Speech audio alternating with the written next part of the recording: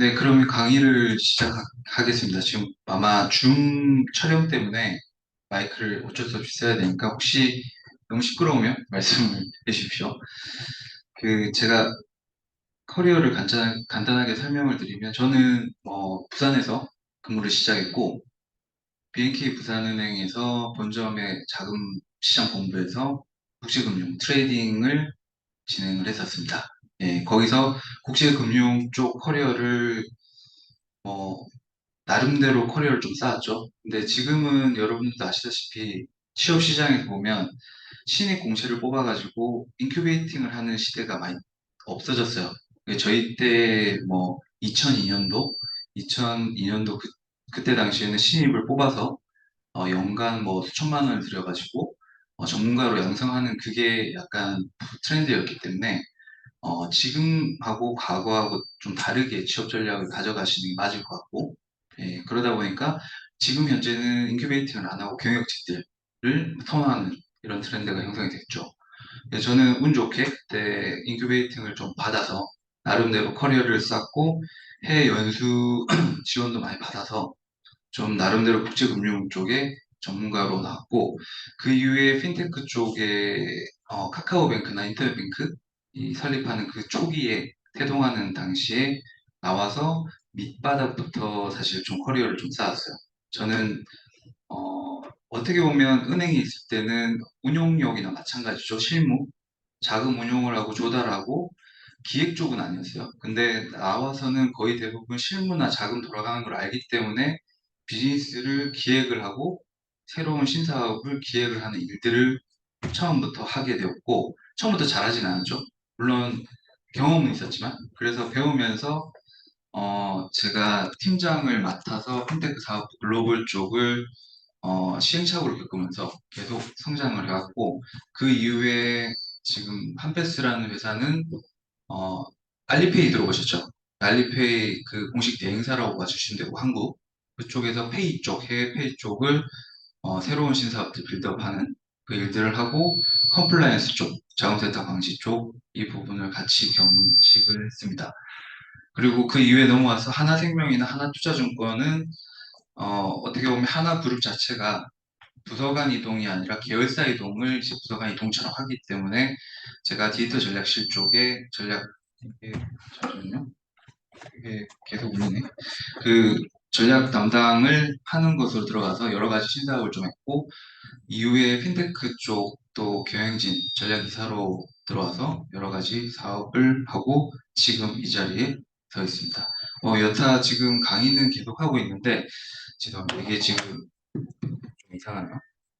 어, 그런데 강의는 주로는 금융연수원 쪽에 강의를 하고 있고요. 거의 대부분 서울 쪽에서는 멀티 캠퍼스나 이쪽에서도 여러분들과 동일하게 취업사관학교.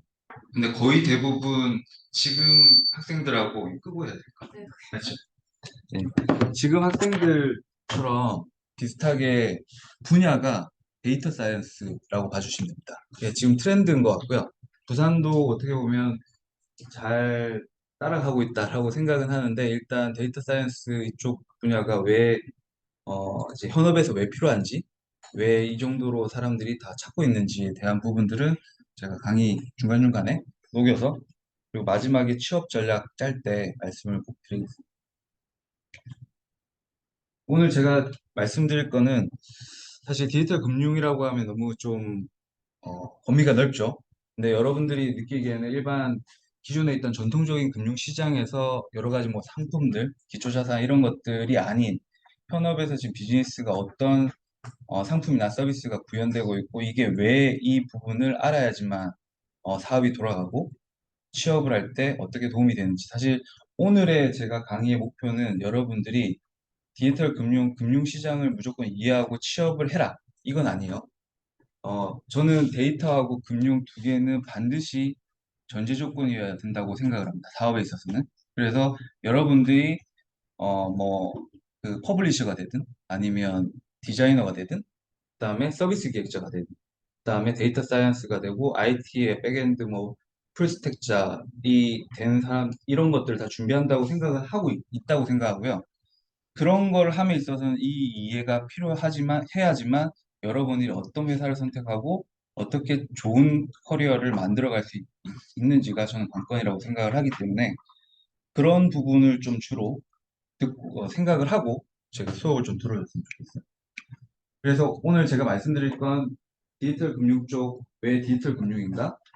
지금 파이낸스 금융 쪽에서는 이 트렌드가 어떻게 되는가? 그리고 취업 전략 이 부분으로 제가 끝을 맺음을 할 건데 제가 말씀드린 지금 금융 돼 있지만 사실 금융은 그냥 전제 조건이라고 보시고 하나의 부가 서비스라고 봐주시면 돼요. 옛날같이 은행들이나 증권사나 생명, 저는 은행, 증권사, 생명 다 있었거든요. 자산운용사도 파견 나가서 일을 했었어요. 하나자산운용. 그래서 감히 말씀드릴 수 있는 건 사실 이 전통적인 금융시장에서 살아남기 위해서 이분들도 이 시장에 있는 이 대기업들도 엄청나게 고군분투를 하고 있다. 그렇기 때문에 신사업을 하려고 하고 제가 소속해 있는 하나생명, 제가 디지털 전략으로 들어갔는데 디지털 전문가 거기서 하나생명에서 디지털 전문가로 들어갔는데 제가 했던 일은 블록체인, AI 이런 여러 가지 새로운 사업들을 기획을 했어요. 보험하고는 상관 전혀 없어요. 이해하셨죠? 결국은 이 전통적인 사업들, 그 금융기관들은 본인들의 원래 가지고 있던 기존 수익 모델, 이거 이외에 새로운 사업을 새로 만들고, 제일 많이 했던 건 지금 인큐베이팅한 이 사업을 괜찮다고 하면 스피노프해서 하나의 법인을 만들어서 100% 지분 투자. 하나생명에서는 제가 제일 많이 했던 게 그 일이라고 봐주시면 됩니다. 그래서 요기기라고 혹시 들어보셨어요? 앱 중에. 취업할 때 쓰는 이 뭐 프리랜서들이나 이제 단기 알바 아마 한번 보셨을 건데 검색해 보면 그 요기기라는 것도 제가 하나생명 있을 때 기획을 했었고요. 그 기획을 해서 스피노프 100%에서 나가서 하나의 엔터프라이즈 블록체인 법인으로 해서 지금 사업을 하고 있습니다. 그게 그냥 단순히 블록체인 기반의 알바생들을 위한 취업 정보, 취업 채용 매칭 시스템 요런 좀 뜬금없죠. 근데 그런 것들을 많이 하고 있고 신한은행도 마찬가지고 지금 여러 가지 비금융 사업들을 다 인수해가지고 계속 고객들의 그 리텐션을 가져가고 있는 이유가 그거라고 봐주시면 돼요. 그래서 제가 말씀드리고 싶은 부분들이 그런 부분, 데이터하고 금융은 왜 필요한지를 제가 말씀을 드릴게요. 자, 핀테크는 여러분 다 아시죠? 이거는 제가 두세 번 말하면 입을 아플 정도로 핀테크는 그냥 파이낸스하고 테크 이 부분인데 예전에는 파이낸스가 중요해서 앞에 핀테크라고 붙였어요. 지금도 핀테크라고 쓰지만 실질적으로 현업에서는 테크핀이라고 봐야 됩니다. 그래서 테크가 제일 중요하고 금융은 이제 본 주 서비스가 상품이 아니라 기존에 있던 고객들이 찾는 주 부가 서비스 이 정도. 그래서 테크를 가지고 테크 기반의 어떠한 새로운 신사업을 하면서 금융은 같이 넣어줄게. 근데 고객들은 이 금융 서비스를 쓴다. 이 부분인데 금융이라 해봤자 예금, 여수신이죠. 대출 나가는 거. 그 다음에 주식 투자할 때 투자. 이런 부분들. 페이. 거의 대부분 다 그렇잖아요. 뭐 페이코라든지 카카오페이라든지 토스라든지 다 결국에는 그 끝에 다 동일한 종합금융 플랫폼으로 가는 이유가 자기네들 본업은 그대로 하되 여러분들이 가지고 있는 그 기본적인 부가 서비스들은 한눈에 오려놓으로 쓸 수 있게끔 만들고 싶어 하는 게 지금 현재 어, 트렌드라고 봐주시면 되겠습니다. 그래서 핀테크와 테크핀의 차이는 진짜 그냥 종이 한 장 차이고요. 그냥 하나의 트렌드, 지금의 어디 포커스에 무게를 두고 있는지가 중요한데 현업에서는 뭐 서울도 포함해서 지금 핀테크 쪽이나 기존에 있던 스타트업들, 대기업들, 금융기관들 전부 다 테크의 무게를 싣고 있다고 봐주시면 되겠습니다. 예를 들면 제일 이걸 확인할 수 있는 게 여러분들 입장에서는 취업 시장일 것 같아요. 취업을 할 때 제가 좀 보내드리는 게 그 회사에서 잡 스크립션을 보면 채용 연계에 그냥 신입 이렇게 뽑진 않잖아요. 맞죠? 그리고 예전에는 그냥 신입이라고 뽑았다고 하더라도 지금은 은행 같은 경우는 디지털 금융 인력 사실 디지털 금융 인력이라는 게 어디 있어요? 전혀 없잖아요. 그게 그냥 테크를 알고 있는 친구들 왜냐면 툴을 알고 있는 친구들은 나중에 리서치를 하든 어디든 써먹을 때가 있기 때문에 처음에 신입으로 들어왔을 때 그게 도움이 된다라는 전제이기 때문에 그런 쪽으로 가고 있어요. 제가 아까 말씀드렸듯이 금융연수원에서 강의를 했을 때 얼마 전에 신한은행 기흥이었던 것 같은데 기흥연수원 그 신입들 들어왔을 때 거기 ICT 인력들을 강의를 했었는데 거의 대부분 신입이었고요. 나머지는 한 두세 명 정도는 한 6개월, 한 1년 정도 제 LG CNS하고 이쪽에서 근무를 하다가 그만두고 이제 넘어온 케이스. 근데 이 친구들이 얘기를 많이 했는데 결국은 얘네들이 들어온 그 포지션 자체가 디지털 ICT 인력이었어요. 그래서 얘네들은 그 거의 대부분 취업사관학교나 이런 쪽에서 소프트웨어 양성 과정을 겪고 신입들은 그걸 듣고 여기 들어와서 이제 ICT 쪽에서 거의 대부분 테크 분야로 빠져나간 케이스. 근데 거의 대부분 그렇게 뽑아서 디지털 그 금융 인력이라고 뽑잖아요. 디지털 인력으로 뽑잖아요. 그러면 다들 본인이 처음에 들어왔을 때는 신입들은 들어와서 연수를 받고 난 다음에 그 다음에는 거기서 갈릴 거예요.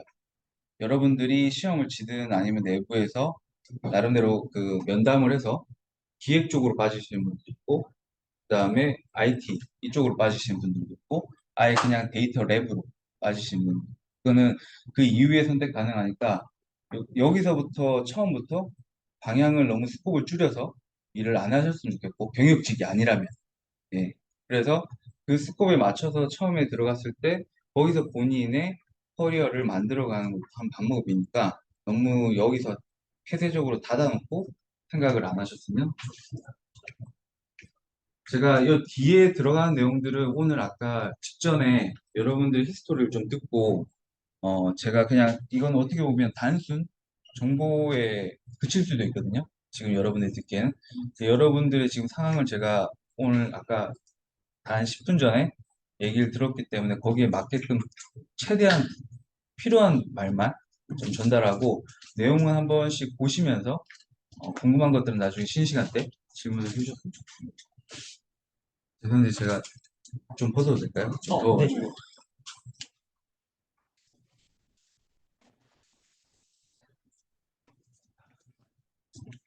그 핀테크 변화 과정인데요. 여러분들 핀테크 테크핀이라고 제가 계속 그냥 똑같이 생각해 주시면 될 것 같고 여기서 가장 큰 포인트는 제가 두 번째 피칭 서비스 방식이라고 말씀을 드릴게요. 지금 핀테크 뭐 1.0, 2.0, 3.0 가는데 자 지금 제가 말씀드린 건 면접에서 충분히 나올 수 있는 이 흐름을 알고 있으면 이야기 대화를 할 때 면접 볼 때도 가지치기를 하기가 너무 쉽기 때문에 적어도 최소한의 이거 정도는 알았으면 좋겠다. 이 포인트거든요. 아마 여러분은 원래 알고 있는데 말을 못할 뿐이지. 자, 우리가 옛날을 생각을 해보면 처음에 핀테크 1.0이라고 하면 번들링이라는 건 다 아시죠? 이 소위 말하는 묶음. 은행에 예전에 엄마나 부모님들 가시면 창구에서 방카슈랑스 팔고 전부 다 하잖아요. 그러니까 올인원으로 아예 한 창구에서 모든 걸 묶음 판매하는 게 트렌드였어요. 예전에. 근데 어떻게 돼요? 그 이후에는 선택과 집중을 하는 지금 언번들링이 바뀌었죠. 그 이유가 왠지 아시는 분?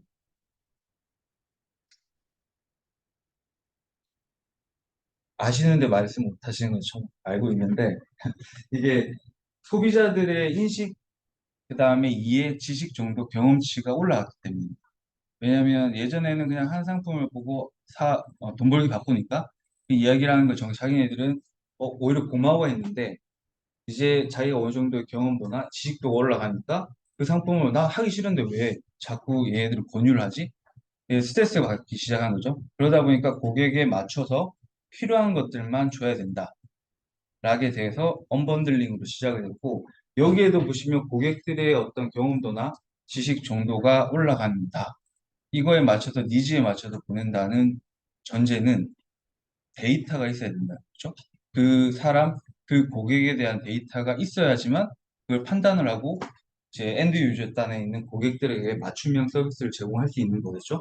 그래서 그런 언번들링이 시작되었고 지금은 또 어떻게 해요?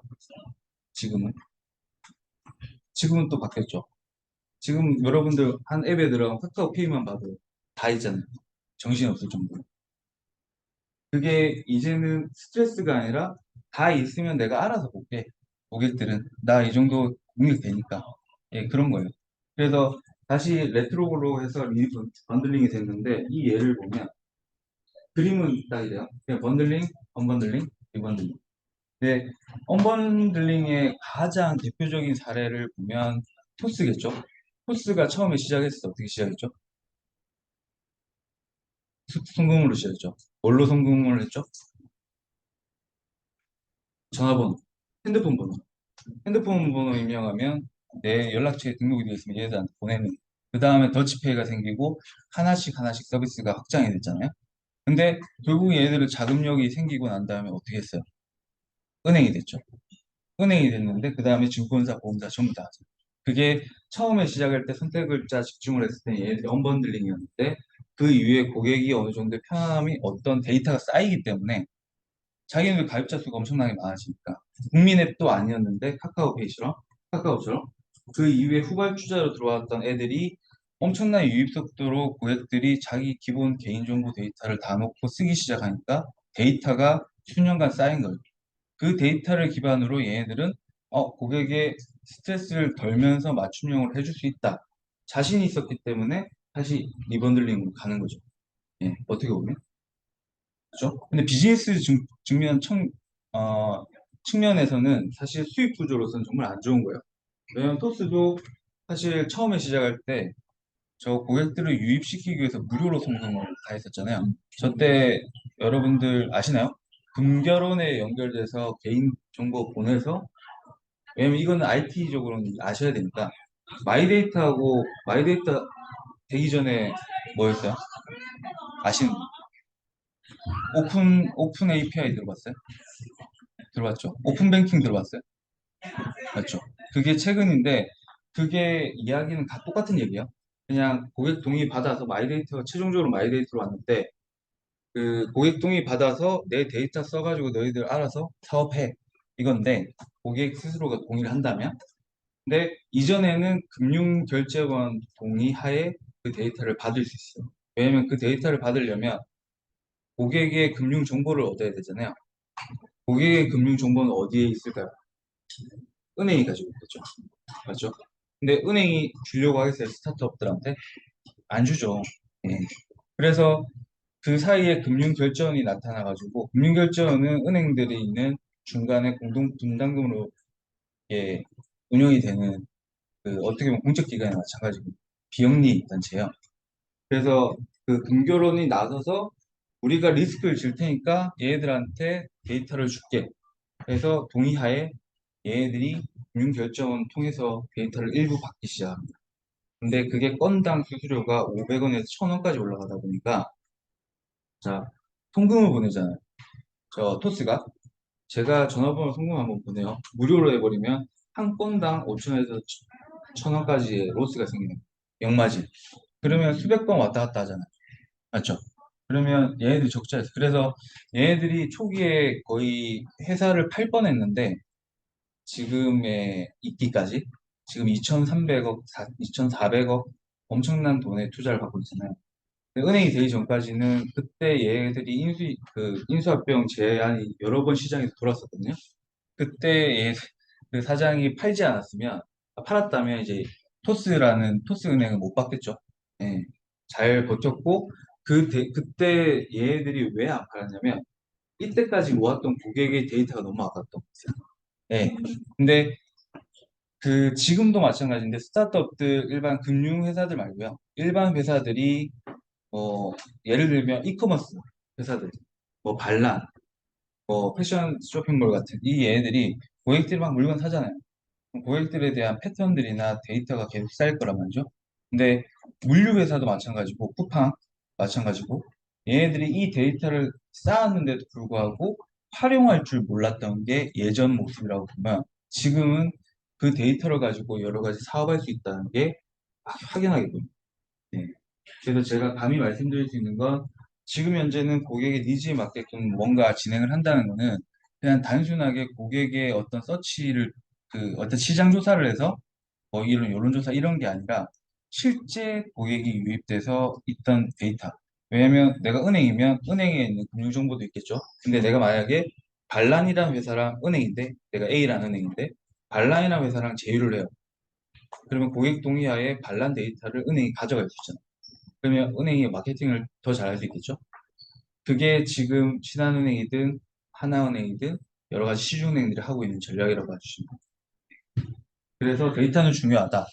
지금 제가 이후에도 말씀을 드릴 건데 저는 아까 커리어에서 말씀을 드렸지만 지금은 전략 이사를 하고 있죠. CSO. CSO를 하고 있는데 가장 쉬웠던 게 뭐냐면 비즈니스 모델을 만들 때 제일 먼저 보는 게 수익 구조예요.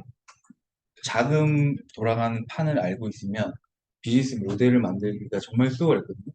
제가 그래서 성장을 해올 때 예전에 B2B로 자금 주고받고 해외에 자금 주고받는 그런 국제금융 그 시절에 커리어가 도움이 정말 많이 됐어요. 근데 지금은 어떠냐? 지금은 데이터를 알지 못하면 수익 구조를 낼 수가 없습니다. 뭐 가령 예를 들면 자 제가 그 물류 회사랑 어떤 예를 들면 대출을 제가 나갈 거예요. 대출 하나를 나갈 건데 소상공인 대출. 근데 요즘 개인 사업자들한테 대출 나가기 쉽지는 않잖아요. 근데 개인 사업자에 대한 정보를 어디서 가져올까 생각을 해보면 은행에서 정보 가져올 수 있죠. 근데 은행도 사실 개인 사업자들한테 대출을 많이 안 해주죠. 요즘은 토스나 카카오 뱅크에서 개인 사업자들 정부 지원 아래라서 인터넷 뱅크 너희들은 지금 중금리 대출 해줘야 된다. 개인 사업자들한테 많이 주려고 하는데 그것도 거의 대부분 신용보증서나 담보대출이에요. 그냥 완전히 100% 신용대출이 없어요. 왜 그러냐면 리스크가 크기 때문에 데이터가 없어서. 근데 지금 일반 스타트업들이 거의 대부분 그 신용평가 모델을 어떻게든 개인 사업자들 만들어서 대출을 해주고 있거든요. 그게 P2P, 온라인 투자 연계금융이라는 P2P 대출인데 그게 어떻게 나올 수 있었냐? 데이터입니다. 왜냐하면 이 아까 말씀드렸던 이 개인 사업자가 데이터를 만약에 대출이 하나 나가려고 하면 데이터를 어디서 가져오냐 생각할 수가 있겠죠? 그러면 프랜차이즈다. 프랜차이즈를 딱 처음에 대출을 나가려는데 창업자금 대출 나가려고 하는데 데이터가 어디서 받을까? 프랜차이즈 본사 쪽에 있는 얘네들이 관리 목록 비정형화된 데이터 얘네들한테 처음에 매출이 어느 정도 나간다. 이게 매출 정보가 전혀 없잖아요. 처음에 이제 만들 건데. 그러면 폐업률 이런 거 예측을 하려면 어디서 가져오면 전부 다 스크래핑에서 공정거래위원회나 이쪽에 상권정보나 각각의 어느 소스를 다 찾아가지고 거기서 스크래핑을 해가지고 데이터를 가공을 하기 시작하는 거죠. 그래서 스코링을 만드는 건 본인 그 회사의 영역이에요. 대출을 내보내려면 은행들은 안 하죠. 리스크가 있으니까 그런 것들을 이해했죠. 그래서 스타트업들이 잘할 수 있었던 건 어디든 연령만 있으면 스크래핑을 해오거든요. 네, 그래서 지금 데이터 준비 중이시잖아요. 스크래핑을 잘하면 저는 반은 먹고 들어간다고 생각을 합니다. 저도 지금 스크래핑을 하는 걸 지금 밑에 부하 직원한테 옆에서 하는 거 보고 많이 배우는데 근데 어려워요. 그게 크롤링이라고 하잖아요. 크롤링 자체가 본인의 성향에 따라서 완전 틀리거든요. 예, 환경을 어떻게 구성해서 원래 세팅만 해놓고 그다음부터 놔두면 지가 알아서 계속 끌고 오니까. 어. 근데 그거는 저는 이제 딱 정해져 있는 줄 알았는데 저희 데이터 사이언스 밑에 한 10명 정도 있는데 크롤링 하는 방식이 다 틀려요. 예, 정말 신기할 정도로. 근데 누구는 진행을 하다가 뻥 나서 멈추고 누구는 뭐 한 이틀 지나가다가 뻥 나고 뻑은 나는데 뻑의 횟수가 완전 틀리고 그리고 뻑을 한 번도 난 적이 없는 친구도 있고 여러 개가 있는데 그거는 뭐 사람마다 틀리니까 방식 자체 이해하는 거. 그래서 제가 크롤링을 계속 말씀을 드리는 건 제일 먼저 크롤링에서 시작을 하기 때문에 데이터를 엄청나게 많이 가져와 놓고 여기서 데이터를 저희가 어, 그 뭐라고 해야 되죠? 약간 분류, 필터링을 한다? 이렇게 말씀을 드릴 수 있을 것 같아요. 사업을 할 때. 제일 먼저 제가 CSO로서 과거하고 다르게 달라진 점은 자, 파트너사를 만났으면 너희들 데이터 뭐 가지고 있어? 제가 그 머리가 그렇게 좋은 건 아닌 게 왜냐면 그건 천재라가 와도 그 데이터를 받았을 때 어떻게 하면 되겠지 바로는 안 나와요. 근데 대략 어느 정도 경험치에서는 이 데이터 이렇게 하면 쓸 수 있을 것 같은데 생각을 하면 와서 이제 데이터 사이언스 친구분들한테 얘기해가지고 그 인사이트를 묻겠죠. 예, 데이터 사이언스들이 하는 이유가 거의 대부분 기획도 있겠지만 제일 많이 하는 게 자기가 데이터를 서치해서 분석해서 그 결과를 저 같은 경영진들한테 의사결정을 할 수 있게끔 도와주는 역할. 그래서 엄청나게 중요하다라고 생각하고 저는 오히려 그분들의 의견들을 존중을 많이 하는 편입니다. 저뿐만 아니라 다른 회사들도 마찬가지고요. 그래서 한화에 있을 때도 데이터 랩을 아예 만들 정도로 데이터 사이언스들을 많이 뽑았어요. 근데 너무 많아서 본인들 정체성이 없는 친구들은 당연히 공회전을 하다가 나간 친구분들도 있겠죠. 근데 이제 본인만의 색깔을 가지고 이제 어, 보여준다고 하면 커리어를 맞춰간다고 하면 잘 활용을 할 수 있는 기회가 많다. 이 부분이고요. 다시 돌아와서 제가 오픈 랭킹 말씀을 드리면 지금 시간이 아까 3시 50분이네요. 2시 50분? 오늘 수업을 어떻게 할 거냐면 지금 총 4시간으로 제가 부여받았거든요.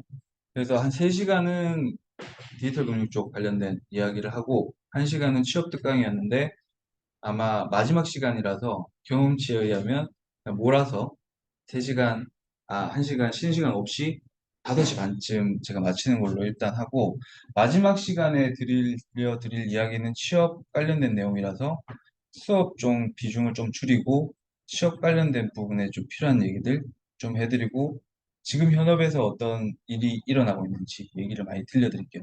자료는 공유를 해드릴 테니까 나중에 한번 보시고 그렇게 시작을 하고 그래서 지금 원래 제가 거의 경험치로 보면 10장에 1시간이거든요. 그것도 2분씩 좀 쪼개서 제가 그래서 딱 30장 만들어 왔는데 계속 만들었어요. 예전 거 막 쓰고 그러진 않습니다. 예, 업데이트를 해서 들고 왔는데 일단 지금 쉬는 시간 10분 가지시고요. 나머지 1시간 반 정도 좀 되는 시간은 제가 이 남은 20장을 좀 버무려서 간단하게 설명을 드릴게요. 일단 첫 시간이니까 좀 편히 쉬시고 10분 있다가 뵙겠습니다. 감사합니다.